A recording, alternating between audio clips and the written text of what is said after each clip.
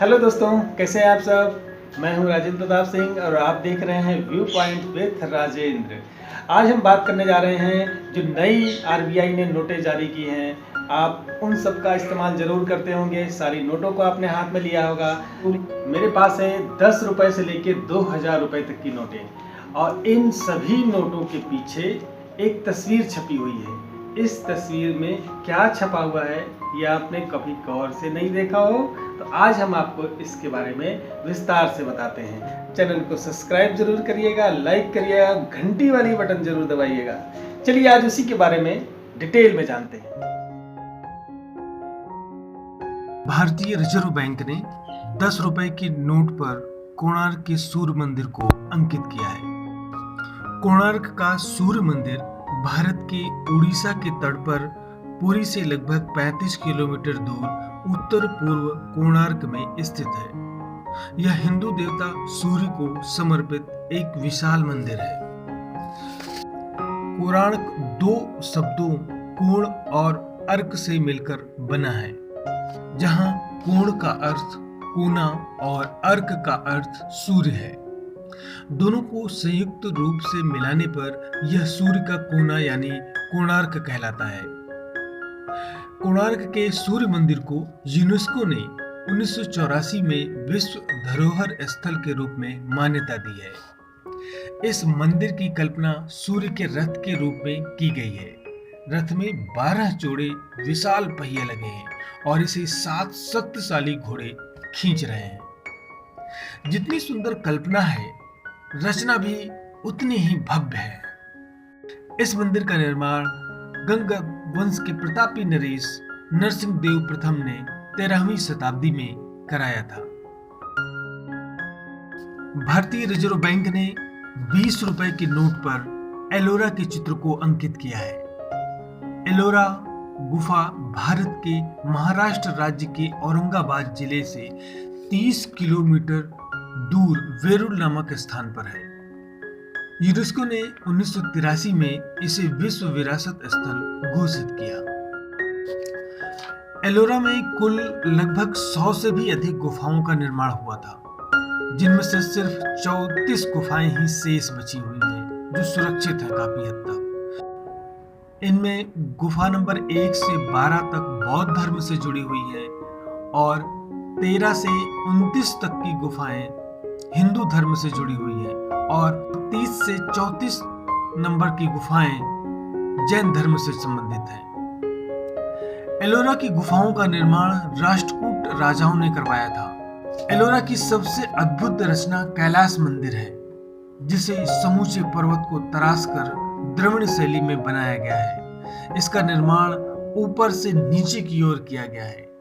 मंदिर को भीतर और बाहर मूर्तियों से अलंकृत किया गया है। साथ ही पास में ही मंदिर के पत्थर को तराश कर सुंदर एक विशाल हाथी और एक विशाल स्तंभ भी बनाया गया है। एलोरा की गुफाओं का निर्माण 5वीं से 10वीं शताब्दी के मध्य किया गया है। भारतीय रिजर्व बैंक की 50 रुपए की नोट पर अंकित हम्पी के बारे में। हम्पी भारत के कर्नाटक राज्य में तुंगभद्रा नदी के तट पर स्थित पहाड़ियों और घाटियों की गहराई में एक विशाल ऐतिहासिक स्थल है। खंडहरों के रूप में फैले हुए हम्पी शहर को 1986 में यूनेस्को ने विश्व विरासत स्थल के रूप में शामिल किया। हम्पी शहर विजयनगर साम्राज्य का एक अभिन्न अंग रहा है। 1500 ईस्वी के समय हम्पी शहर जो है विजयनगर साम्राज्य की राजधानी हुआ करता था। हम्पी में बहुत सारे मंदिरों और खंडहरों की संरचना को देखा जा सकता है। खास तौर पर यहाँ निर्मित विरूपाक्ष मंदिर, जो विजयनगर साम्राज्य के संरक्षक देवता को समर्पित किया गया था।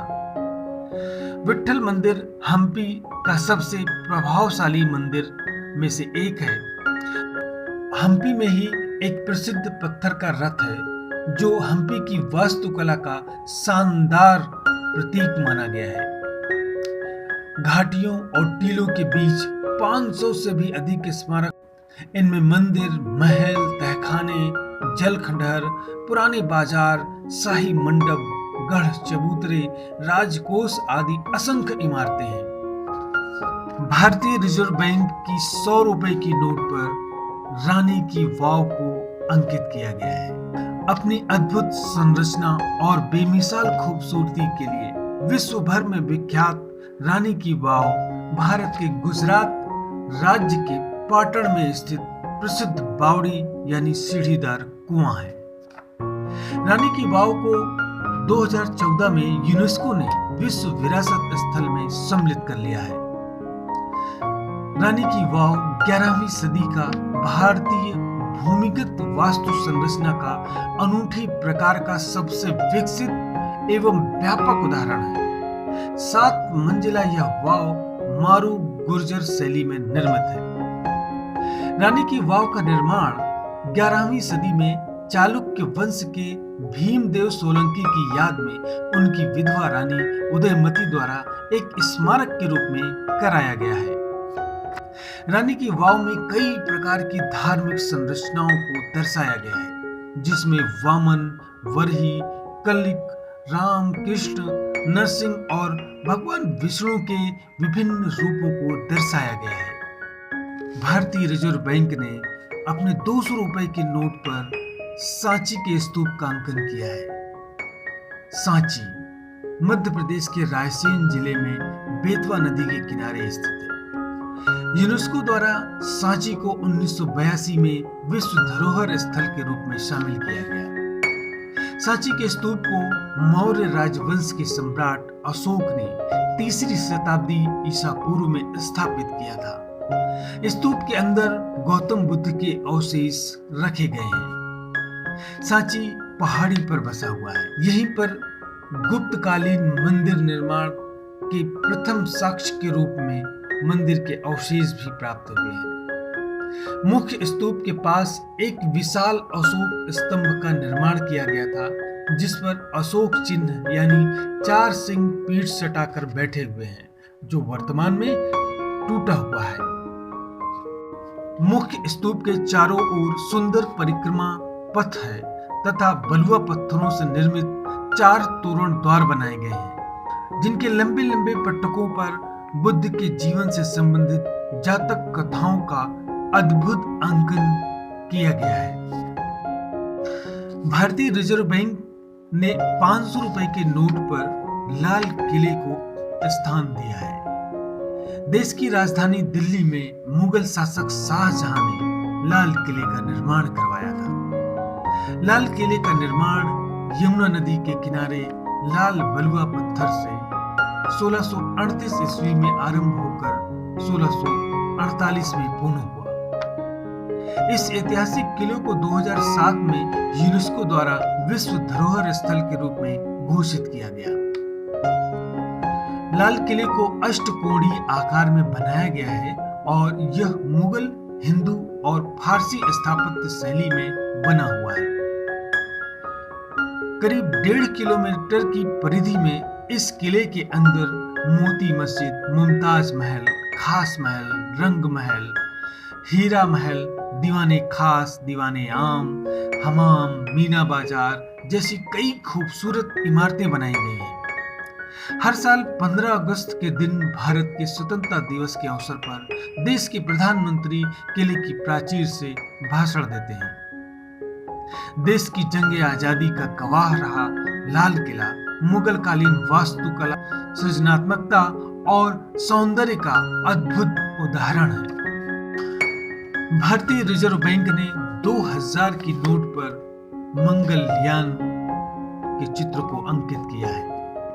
मंगलयान भारत का प्रथम मंगल अभियान है और भारतीय अंतरिक्ष अनुसंधान संगठन की एक महत्वपूर्ण परियोजना है।